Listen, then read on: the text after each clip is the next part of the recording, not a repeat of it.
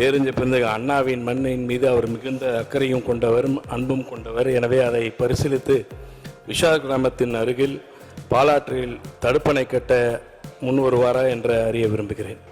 அண்ணா தம்பி மண்ணல்ல, எல்லா மண்ணுக்கும் கட்டப்படும். மாண்புமிகு பேரவைத் தலைவர் அவர்களே, வெள்ள பாதிப்பு உங்களோட முடியுது.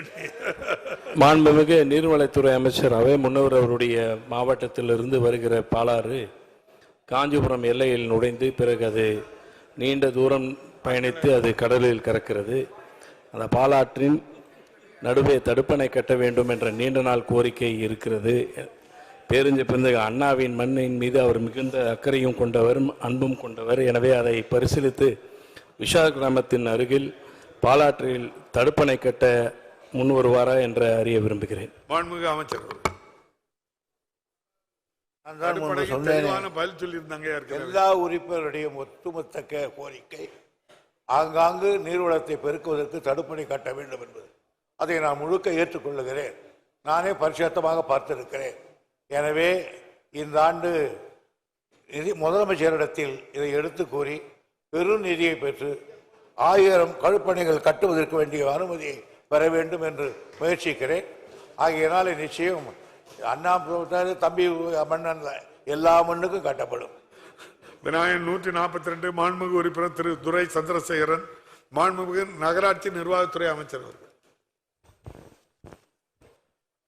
மாண்புமிகு பேரவைத் தலைவர் அவர்களே, திருத்திய விடையை தருவதற்கு அனுமதிக்குமாறு கேட்டுக்கொண்டு, திருவையாறு தொகுதி, திருவையாறு, பூதலூர், தஞ்சாவூர் ஆகிய ஊராட்சி ஒன்றியங்களை உள்ள 54 ஊராட்சிகள் இயங்கும் கொள்ளிடம் கூட்டு குடிநீர் திட்டத்தை மறுசீரமைப்பு செய்து நாளொன்றுக்கு நபர் ஒருவருக்கு 55 லிட்டர் வீதம் 16.78 MLD குடிநீர் வழங்குவதற்கு ரூபாய் 248.67 கோடி மதிப்பீட்டில் கூட்டு குடிநீர் திட்டம் செயல்படுத்தப்பட்டு வருகிறது. இத்திட்டம் சுமார் 95% பணிகள் முடிக்கப்பட்டுள்ளன. இதர பணிகள் ஜனவரி 25க்குள் முடித்து மக்கள் பயன்பாட்டிற்கு கொண்டு வரப்படும் என்பதை தெரிவித்துக் கொள்கிறேன். மாண்புமிகு துரை சந்திரசேகர். மாண்புமிகு பேரவைத் தலைவர் அவர்களே, இந்த வினா 2021ஆம் ஆண்டு எழுப்பப்பட்ட வினா மாண்புமிகு தமிழ்நாடு முதலமைச்சர் அவர்கள் உள்ளாட்சித்துறை அமைச்சராக இருந்த பொழுது கொடுத்த திட்டம்.